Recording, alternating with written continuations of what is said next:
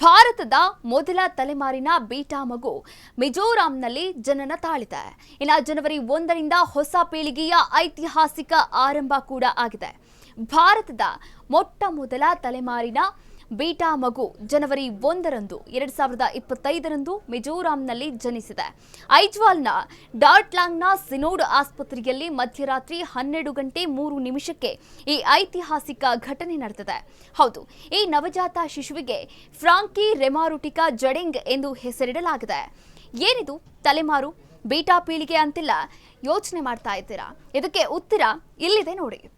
ಒಂದು ಪೀಳಿಗೆಯ ಅವಧಿಯಲ್ಲಿ ಸಾಮಾನ್ಯವಾಗಿ 15ರಿಂದ 20 ವರ್ಷಗಳು. ಹೀಗಾಗಿ ಪ್ರತಿ ಪೀಳಿಗೆಗೆ ಒಂದೊಂದು ಹೆಸರನ್ನ ಕೊಡಲಾಗಿದೆ. ಹೌದು, 1901ರಿಂದ 1927 ಈ ಅವಧಿಯಲ್ಲಿ ಜನಿಸಿದವರು ದಿ ಗ್ರೇಟೆಸ್ಟ್ ಜನರೇಷನ್ ಎಂದು ಹೆಸರಿಡಲಾಗಿದೆ. ಇನ್ನು 1928ರಿಂದ 1945ರವರೆಗೆ ಜನಿಸಿದ ಜನರೇಷನ್ಗೆ ದಿ ಸೈಲೆಂಟ್ ಜನರೇಷನ್ ಎಂದು ಹೆಸರಿಸಲಾಗಿದೆ.